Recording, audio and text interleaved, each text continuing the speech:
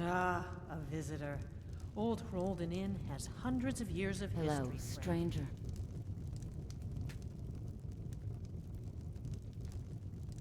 Look alive, will ya? Hey, Yes, Mom. if you put it that way. I'm a Redguard, you can see that. I suppose I had a normal life until I was about sick. Then some bandits smashed my family's village. I got grabbed and sold to some slavers. They were after my mom, I think. She was beautiful. But she was defending me and they wound up killing her by accident. So they took me just to cut their losses. A noble family in Breton bought me to be a house slave and companion to their daughter, Antares Bellamond. I followed that girl around, holding things for her. Sometimes, I think the tutors knew I was paying more attention to the lessons than she was. That's how a slave gets a noble's education. That girl wasn't the bookish type, so I could hide from her in the library pretty easily. The Bellamonds had a good collection, and I read a fair bit of it. All the books about Redguards and my homeland. They even had maps. I spent some time pretending I could find my own village on one. It was just a fantasy, of course. I grew up tall like my dad. They never fed me enough, so I was always a scarecrow. I was a servant to that girl. She was an evil bitch. She's the reason I look like this. Bretons like magic. They're good at it. We got taught to detect life spell early because they were paranoid about invisible assassins. Have you ever heard of such a thing? I could do it barely. Some other spells too that I thought were useless at the time, but turned out very helpful in the end. They tried to teach Antares to conjure a familiar, but she just couldn't get it. She was so mad. I learned it just to have a friend. My little blue dog was just a puppy the first time. But I had to be careful not to conjure it around Antares. She would kill it, just to be mean to me.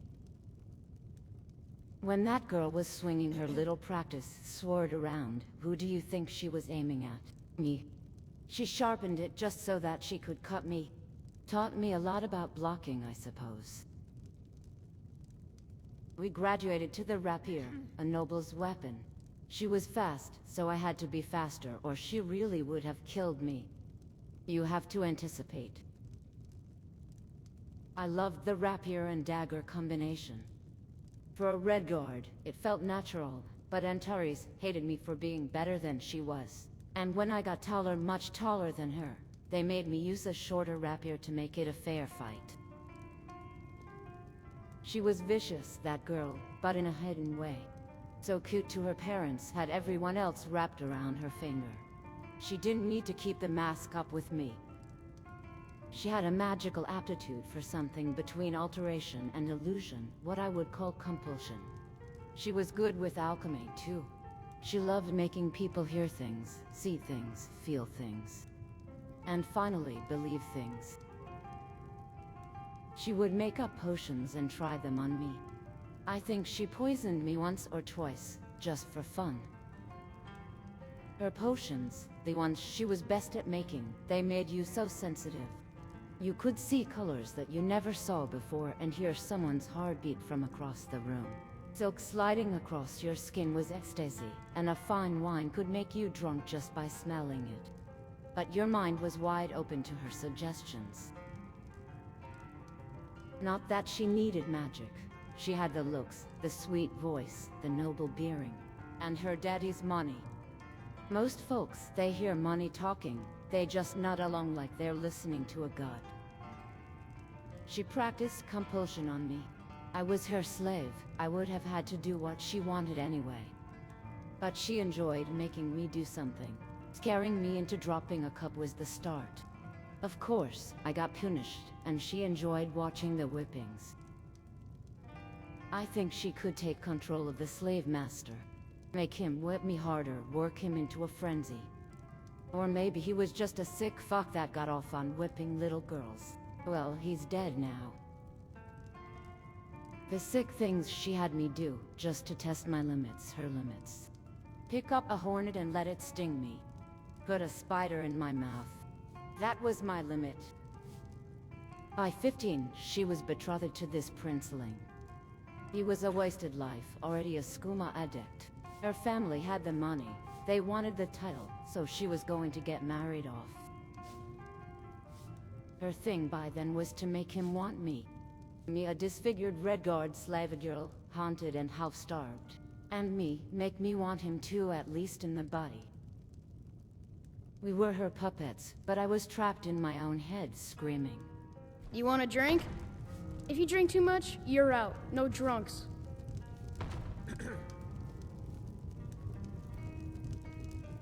Change the linens myself.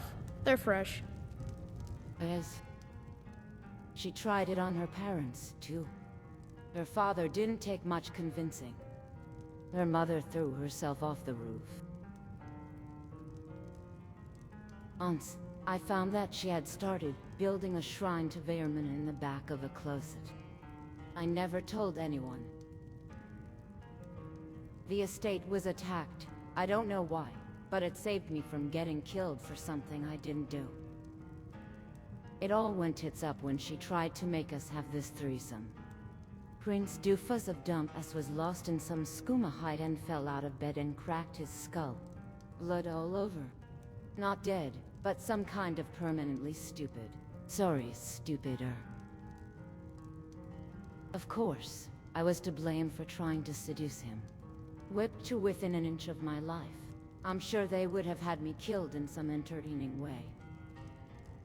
I was in the dungeon. She came down in the middle of the night. They held me while she poured one of her sensitivity potions down my throat. And then, after it took effect, she threw poison in my face. I couldn't cover my eyes. The men holding me jumped away to avoid getting hit with it. I could hear my skin burning. That potion, I still feel like my senses are working too hard. Sure, it helps with being blind to have hearing like a bat. But most things don't feel like silk or taste like fine wine. It is as much a curse as a blessing. Down in my dungeon cell, I couldn't tell what was happening. I was in too much pain. I heard shouts running. Finally, these armored guys bust down the door to the cell block and run in. Never heard anything quite like them, orcs by the sound of their voices. They checked the cells looking for secret escapes and shit. I didn't get more than a passing glance, I'm sure. Or clear back to the front gate. They were going to leave me locked in there. The last guy out, he hesitated. Finally, he turned around. I could hear him as he came back down the cell block. He brought his warhammer down on the lock, practically took the door off its hinges. Made my heart stop with the sound. I see him in my dreams. He has 5 scars across his base, like a bear had clawed him. He jogged back down the cell block, never looked back. Closed the door behind him and left me in the dark, all the sounds fading away. After about an hour, I got the courage to test the cell door. It opened. I crawled past the other cells to the door, up the stairs, up more stairs, and through more doors. Finally, I was out. The place had been wrecked. People I'd known for years lying in their own blood. The top floor was on fire, but it was dying down. I didn't know how long I had. I found my way back to my room, got my rapier and dagger. I gathered up some food, stuffed it in a pack. I felt around for a body, the tallest dead soldier I could find, and stripped him. Putting on his armor, I could feel the sticky horror of his guts on the inside of the leather. I didn't go far, just to the edge of the fields. I didn't have the strength to go further. The whole valley was a smoking mess. I could smell it in the air. Burnt crops, burnt houses, burnt bodies. Whoever hit the Bellamons estates weren't interested in stealing or occupying, just destroying. I stayed there, eating slowly, listening to the estate burn as the sun set. I decided to get a lot better at detect life, because I had damn little else to keep me alive. I started to practice the spell. And that's when I saw the aura in my mind moving through the wreckage. It was Antares. I was sure of it. All of her tricks, her spells, she survived. She probably had her elegant traveling cloak in a pack and wore a rapier on her hip. Yeah, that would be her style.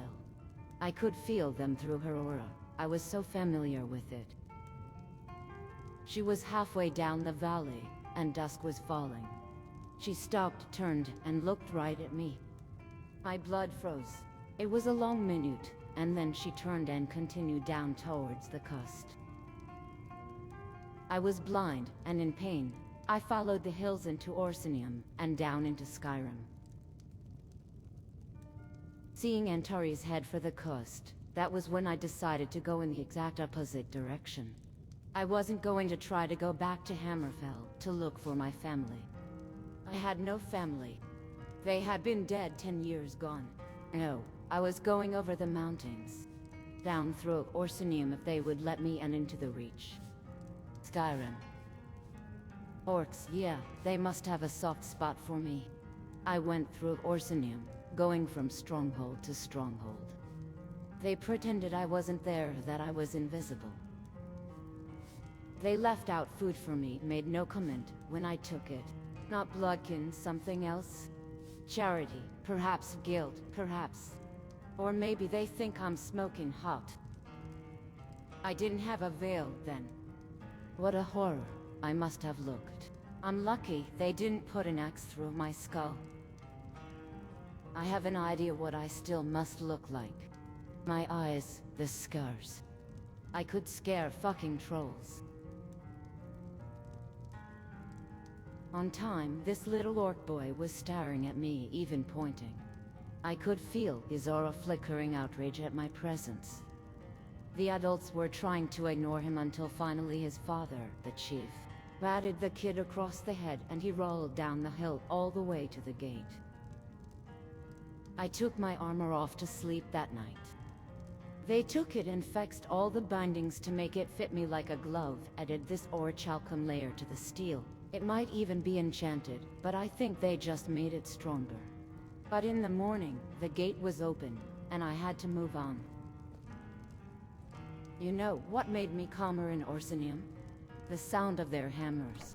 I got to know all the rhythms, when they were working on armor, when they were putting an edge on a blade. I focused on those sounds, and the pain faded a little. I think it was that one orc that opened my cell. I don't know how the word got out, maybe he told his buddies. If I ever find him, what am I gonna say? If you drink too much, you're out. No drunks. Hello. Would you now?